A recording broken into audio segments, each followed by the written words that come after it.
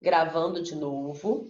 Eu só vou terminar 3 tópicos que faltou sobre os embargos para a gente fazer a parte prática, tá? Para a gente fazer a aula prática de embargos. Então, deixa eu voltar aqui, já está gravando, né? Então, vamos voltar para cá. Primeiro é a fungibilidade, artigo 1024, parágrafo 3º do CPC. Tá entrando mais gente? Aí entrou o Walter, né?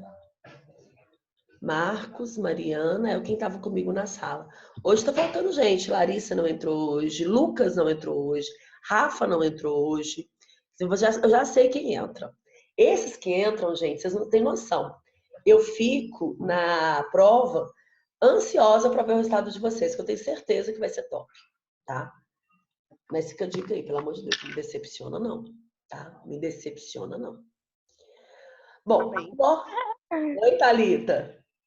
Amém. Tô pressionando vocês, né? Mas a ideia é... Vamos lá.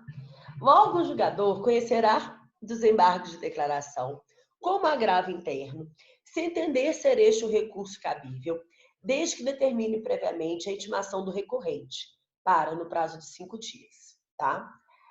O que acontece, gente? É o princípio da fungibilidade. A gente já tinha trabalhado isso quando a gente trabalhou o princípio da fungibilidade. Existe um recurso que a gente vai estudar ainda neste mês, que é o agravo interno, que é um recurso que é feito contra a decisão monocrática do relator. Vamos lembrar aqui, vale muito a gente lembrar, que o relator, às vezes, ele toma algumas decisões sozinhos. Ele conhece ou não conhece o recurso, ele defere ou indefere tutela antecipada. Tem casos que ele pode até dar provimento ou não dar provimento ao recurso, dependendo dele estar em concordância ou em discordância com o súmula do STF ou do STJ, que a gente estudou na aula passada, né? Essa decisão que o relator toma sozinho, ela tem que ser passiva de recurso também. E esse recurso é chamado agravo interno. O que fala esse artigo 1024 é o seguinte: quando eu fizer embargos de declaração, mas o julgador olhar para o embargos e falar assim, essa pessoa não queria embargos. Ela queria, na verdade, um agravo interno. Ela não quer esclarecer o texto do relator, ela quer modificar o texto do relator. Ou seja, ela usou o recurso errado. Usar o recurso errado, gente, ofende o princípio do cabimento, o requisito do cabimento. Seria caso para que o recurso não fosse conhecido. Mas não precisa. Que aí, neste caso, não precisa. Por quê? O julgador, o relator, pode receber os embargos de declaração como se agravo interno fosse, tá? Então, toda vez que eu fizer embargos de declaração contra a decisão monocrática do relator e ele considerar que o intuito daqueles embargos é modificar o texto, ele pode receber os embargos como se agravo interno fosse, em vez de deixar de conhecer o recurso, pelo princípio da fungibilidade, tá? Bom, complementação. Gente, tendo dúvidas, me chama aí, tá? Por favor. São toda hora eu fico parando. Gente, tem dúvida? Gente, tem dúvida? Aí minha aula começa a ficar chata igual a do Vinícius, né? Isso não pode acontecer. Complementação. Artigo 1024, parágrafo 4º do CPC. Eu prefiro explicar esse assim, ó. Quer ver? Em outra tela. Nessa daqui. Presta atenção aqui. No caso anterior, o prazo, como é que seria? Para o agravo interno. Ele entendeu que seria um agravo interno. É 15 dias. Agora, se eu estou recebendo os embargos como se agravo fosse, não tem problema. Porque o dos embargos é 5, então eu vou ter feito dentro do prazo de 15 dias. Concorda? Eu digo para ele dar resposta ao agravo. Ah, não tem prazo não. Para o juiz dar a resposta? É porque os embargos têm prazo de 5 dias, né? Dias. Agravo não tem. Sim. Tá? Gente, imagina... Tô tentando só fechar um negócio aqui. Oh, meu Deus, for God's sake. Oh, ok. Imagina aqui, ó, eu proferi essa sentença aqui, tá, gente? Essa sentença desafia embargos de declaração, mas desafia também o quê? Apelação, tá? Digamos que é uma sentença onde houve sucumbência recíproca. Perdeu um pouquinho o autor e perdeu um pouquinho o réu, tá? Aí, digamos o seguinte, No terceiro dia, depois da sentença ser proferida,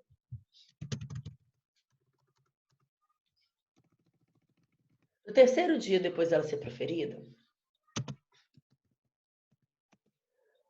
o autor apresenta uma apelação.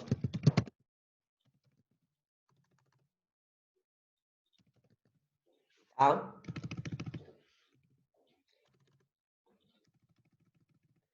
E no quinto dia, o réu apresenta embargos de declaração. Tá? Eu vou ter que apagar isso daqui. Então, no terceiro dia, o autor apresenta uma apelação. E no quinto dia, então eu vou colocar aqui, ó. 3 dias, né? Eu vou ter a apelação do autor. E com 5 dias, eu tenho embargos de declaração do réu. Gente, qual que vai ser julgado primeiro? Os embargos do réu ou a apelação do autor?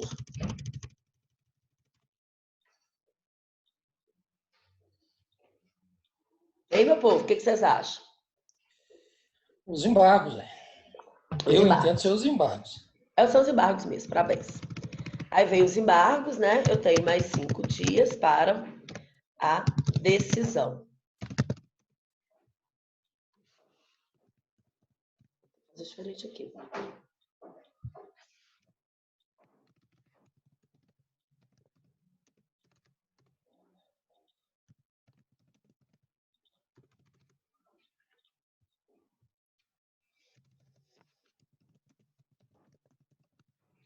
Então, eu tenho em 5 dias, né?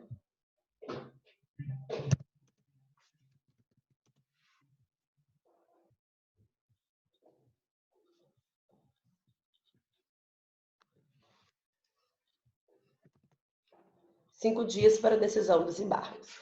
Só que esses embargos, eles tiveram o efeito modificativo. Eles modificaram a decisão. Aliás, se eles tiverem esse efeito modificativo, né? Eu vou ter 5 dias para encontrar razões, né? E aí, sim, depois das contrarrazões, 5 dias para a decisão dos embargos. Aí tá, eles modificaram a decisão. E aí ferrou para o autor, porque ele apresentou uma apelação aqui, na qual ele impugnava essa decisão. Só que aí veio a decisão dos embargos que modificou. Tá? Imagina, gente, que era um embargo de declaração por omissão. Né? O réu alegou... digamos que eu tive uma ação de indenização por danos morais, tá? O juiz julgou o pedido de danos morais parcialmente procedente. O autor apelou para aumentar o valor. E o réu fez embargos porque ele alegou prescrição e o juiz não se manifestou sobre a prescrição, tá? Veio aqui na decisão dos embargos e o juiz deu a prescrição. Então o autor se ferrou, porque aqui ele queria aumentar. Mas aqui não vai aumentar nada, porque ele perdeu foi tudo, porque o juiz acolheu a alegação de prescrição. Só que ele não falou nada de prescrição na apelação, porque isso não tinha sido objeto do julgamento. Mas agora é. E aí, ele pode modificar, ele pode complementar, devido à decisão dos embargos, ele pode complementar a apelação dele, ou ele foi ansioso e se ferrou, porque pelo princípio da consumação, uma vez que ele interpôs a apelação, ele não pode interpor de novo. Eu fico nessas duas situações. O que a lei fala? Que se houve modificação no julgado e já tinha o recurso principal interposto, eu poderei complementar no prazo de 15 dias. Eu poderei complementar o recurso principal, tá? Então, no caso de eu ter interposto recurso antes da decisão dos embargos, e a decisão dos embargos vir a modificar o conteúdo da decisão, eu terei 15 dias para complementar. Por que eu posso complementar? Porque a decisão mudou, tá? Então, eu vou ter 15 dias para complementar. Agora, cuidado, eu só posso complementar no limite do que foi modificado. Se eu esqueci de fazer alguma coisa na minha apelação e ela não tem nada a ver com os embargos, eu não vou poder complementar, não. Eu só posso complementar nos limites do que foi julgado. Deu para entender isso, gente? Tá? Então, aqui, ó. Caso o acolhimento do desembargo de declaração implique modificação da decisão embargada, o embargado que já tiver interposto outro recurso contra a decisão originária tem o direito de complementar ou alterar suas razões, nos limites da modificação no prazo de 15 dias, contando da intimação dos embargos de declaração. Tá?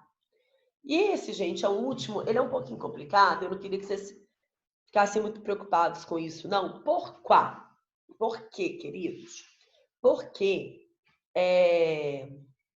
isso daqui vai ser explicado de novo quando a gente for trabalhar recurso especial, recurso extraordinário.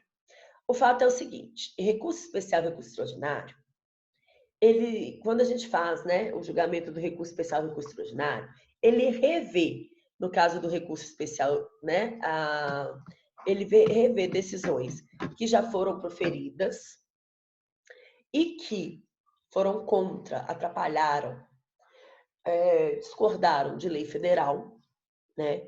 Ou, no caso de recurso extraordinário, discordaram do texto, atacaram, né? Desobedeceram o texto constitucional, tá? Só que o STJ e o STF, eles revêem decisão, eles não julgam nada novo, tá? Então, é necessário, quando eu vou fazer o recurso especial e o recurso extraordinário, eu mostrar que a matéria que eu quero que eles revejam já foi pré-questionada. O que significa esse pré-questionamento? Eu tenho que ter questionado numa instância inferior e ela tem que ter sido respondida por algum julgador. E é contra essa resposta que eu faço o recurso. Tá? Só que, às vezes, o julgador foi omisso. E eu fiz embargos, ele rejeitou os embargos. E aí, como é que eu faço? Aquilo ali não foi visto, não foi, né, julgado por nenhum julgador porque ele foi omisso. E aí, eu faço embargo de declaração. Se ele rejeitar os embargos e continuar omisso, está considerado pré-questionado e aí o tribunal, o STF ou o STJ pode julgar, tá? Consideram incluídos nos acordos os elementos que o embargante pleiteou para fins de pré-questionamento, ainda que os embargos de declaração sejam inadmitidos ou rejeitados, caso o Tribunal Superior considere existente erro, omissão, contradição ou obscuridade, tá? Bom, agora a gente vai trabalhar com a parte prática dos embargos. Gente, enquanto eu vou abrindo aqui, vocês podem fazer perguntas, tá? Pelo chat ou abrindo o microfone.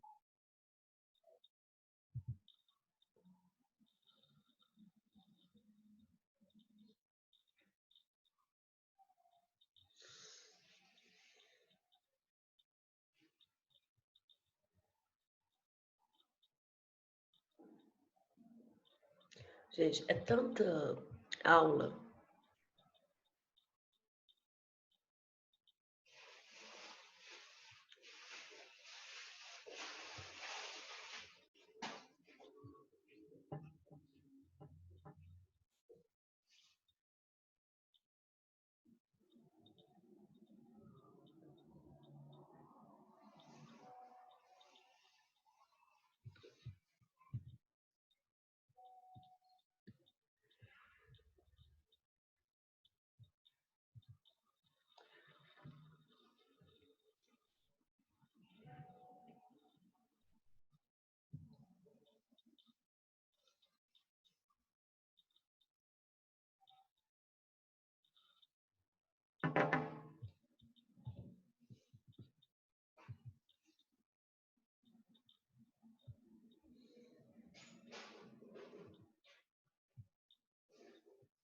Tá, deixa eu abrir aqui, então, uma guia para outra guia, né?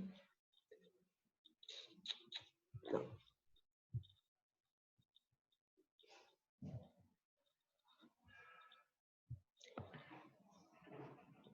Então, queridos, vamos lembrar aqui que a gente...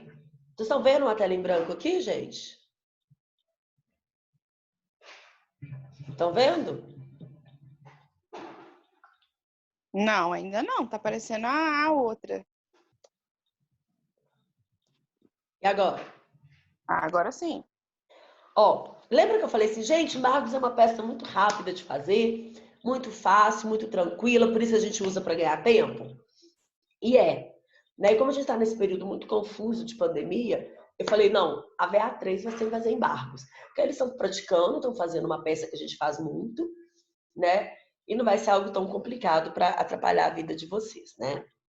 Bom, primeira coisa, para onde eu endereço os embargos? Porque toda vez que a gente vai fazer uma petição, gente, a primeira coisa que a gente tem que ter na cabeça é o endereçamento. Para onde eu vou endereçar aquela peça, né?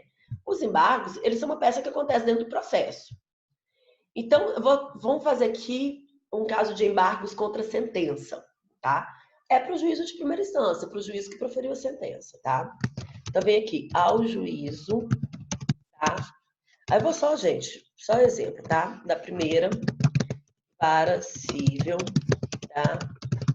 Marca de Belo Horizonte, barra MG. Agora, gente, como é que eu faço quando o enunciado do problema não me dá os dados, tanto no meu trabalho quanto no OAB? Como é que eu faço? Hein, gente? XXX. Ótimo, que eu vou tirar ponto se inventar dado, tá? Altos número. Altos número. 1, 2, 3, 4, 5, 6, 7, 8. Tá? Aí eu venho aqui. Maria dos Santos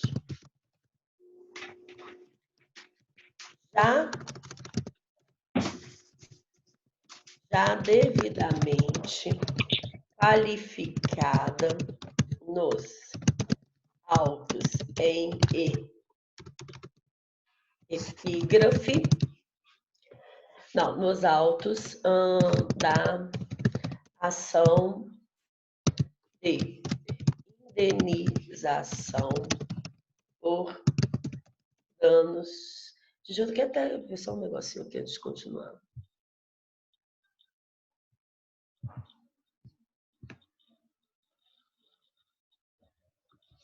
Ótimo.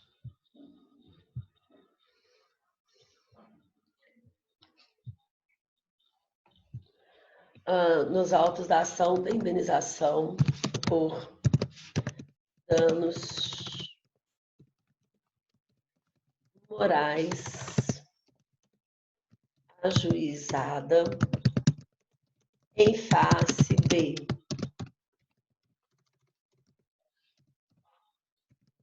João da Silva,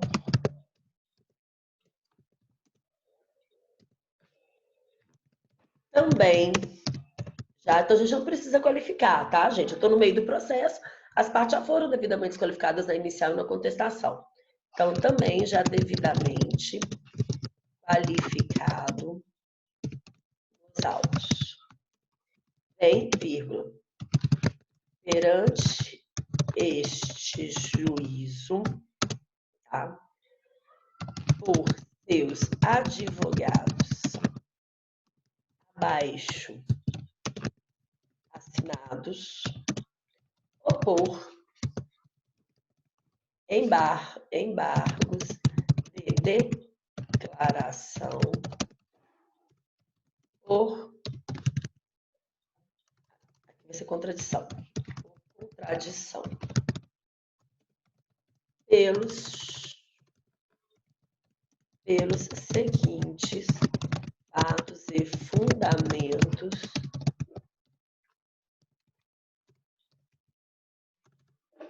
jurídicos. Tá?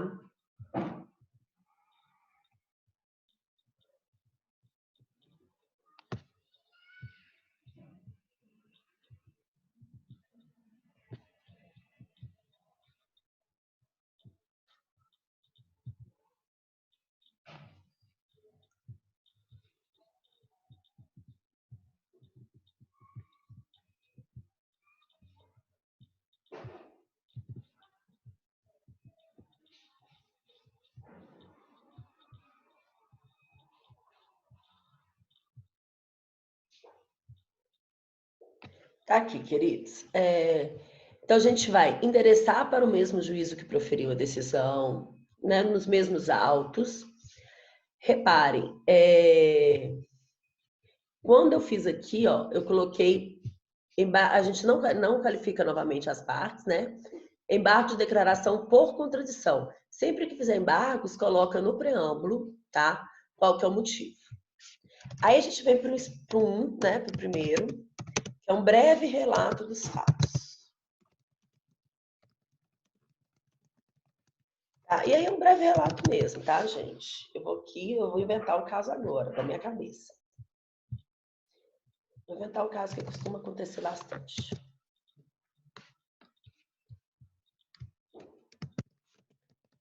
A autora ajuizou a presente ação em face do embargado com o intuito de receber indenização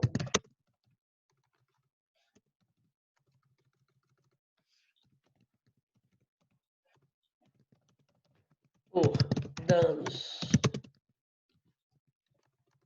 morais após ser difamada na rede mundial de computadores, vulgo internet, tá, gente?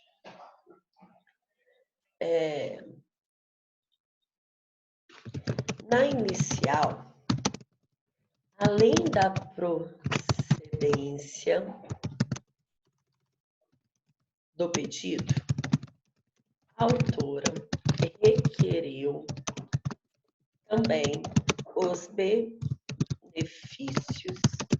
da justiça gratuita, o que foi deferido por este juízo na decisão interlocutória de e de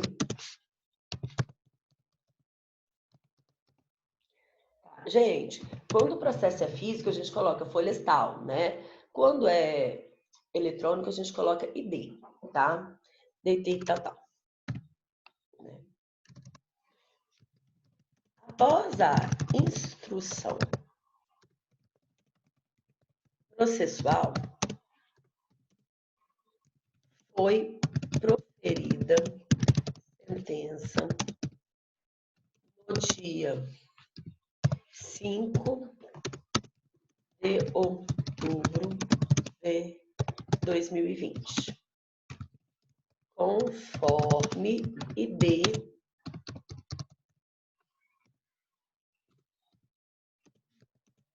a decisão julgou, eu vou até passar para a linha de baixo. A decisão julgou parcialmente procedente o pedido de indenização por danos morais, condenando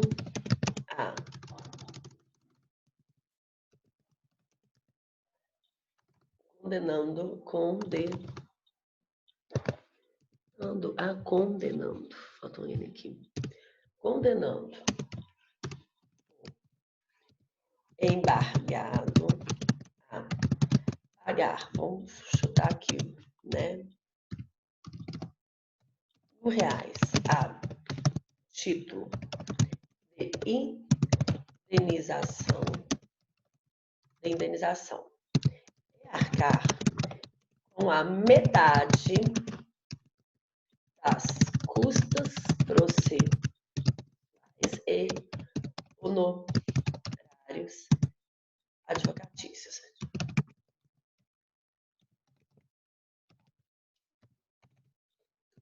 a outra metade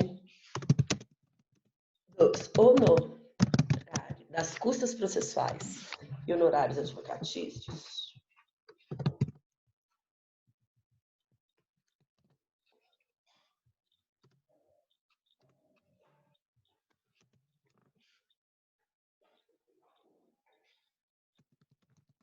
deveriam, conforme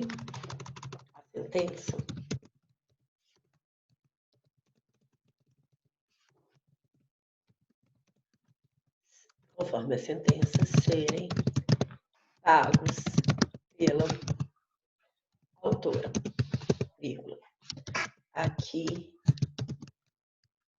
embargante. Entretanto, neste ponto, existe uma contradição.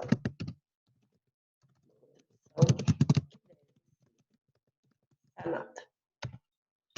Tá? Esse, gente, é o breve relato dos fatos. Aí eu venho aqui, antes de eu entrar na fundamentação, eu vou falar da tempestividade.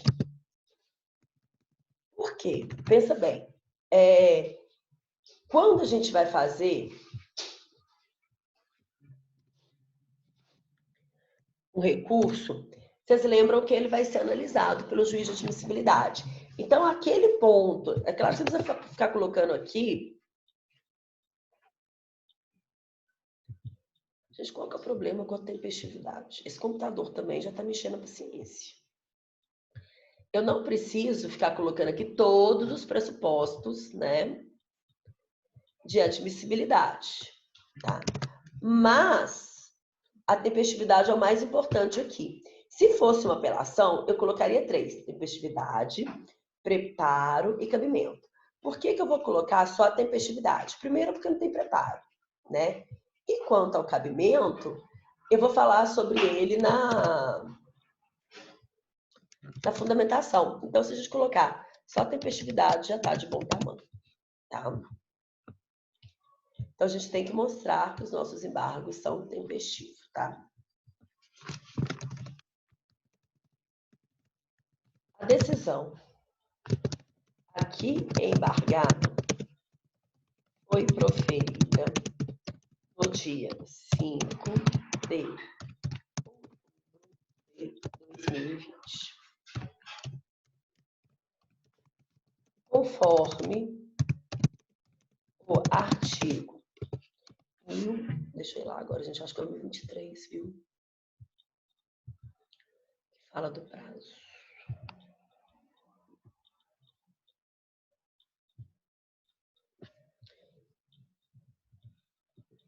Isso mesmo. Aliás, eu vou mudar até aqui, ó. Vou fazer aqui, ó. A gente pode começar assim, ó. Conforme o artigo 1023 do Código de Processo Civil, tá? Conforme o artigo 1023 do Código de Processo Civil, o prazo para ter posição de declaração é de 5 dias.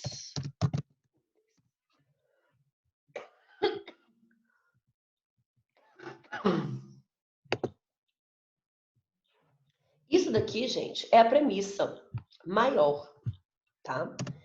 Vocês lembram do silogismo? Quando a gente vai fazer uma fundamentação, a gente tem que usar o silogismo. Premissa maior, ordenamento jurídico. Premissa menor, caso concreto. E, por fim, a conclusão, que é a consequência jurídica. E eu vou cobrar isso, tá? Eu vou querer que vocês façam isso no embargo de vocês, tá? O silogismo. Conforme o artigo 1023 do Código de Processo Civil, o prazo para interposição dos embargos de declaração é de 5 dias. No caso, em tela, a decisão... Aí, ó. No caso, não vou pôr o caso em tela, não. A decisão aqui embargada foi proferida no dia 5 de outubro de 2020. O presente recurso está sendo oposto no dia 6 de outubro de 2020.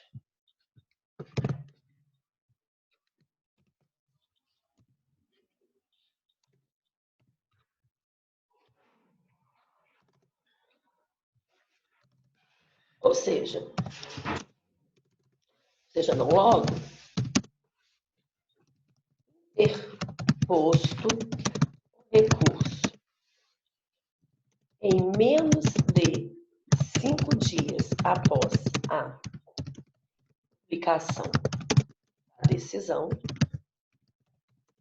é tempestivo. Ok, gente? Aí sim, agora a gente vem para a fundamentação, que a gente vai colocar aqui da contradição.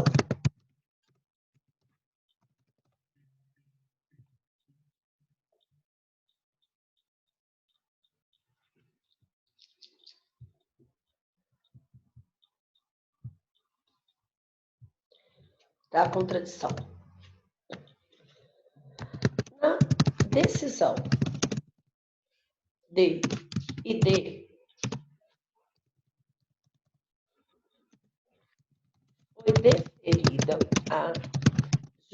foi deferida a justiça gratuita para a autora.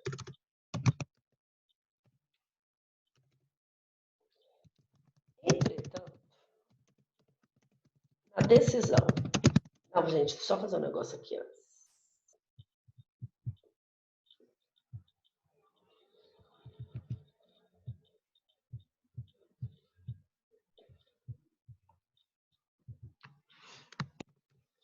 Fazer premissa maior aqui antes.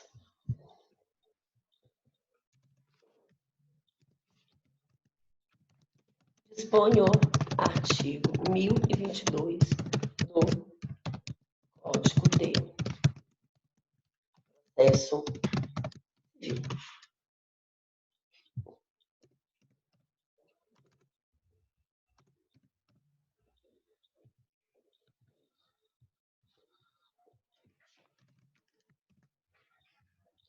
Cabe embargo de declaração para qualquer decisão, tá?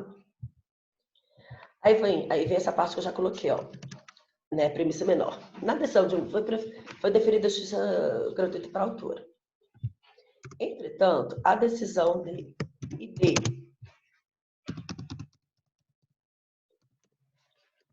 a condenou a pagar parte das processuais e honorários de sucumbência. Ora, é clara a contradição existente entre as duas decisões. E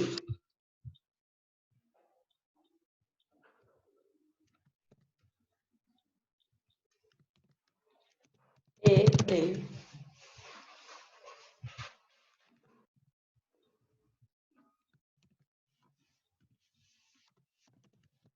sendo necessário que este juízo venha a sanar esse vício, sanar essa questão, isentando a autora definitivamente do pagamento dos ônus sucumbenciais. Reparem, gente, o que eu fiz?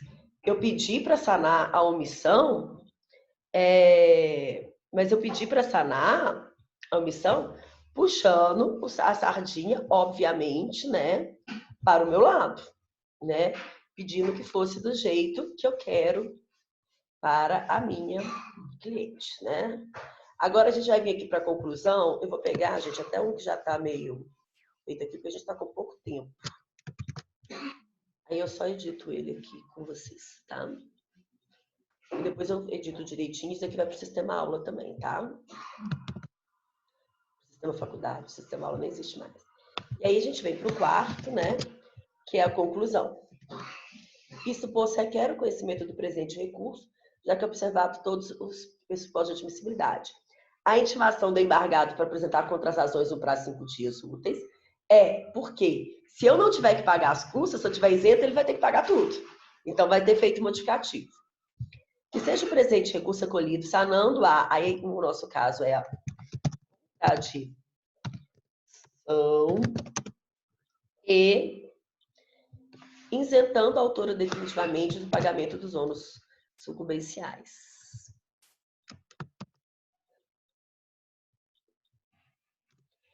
Só isso, gente. Olha aqui, acabou.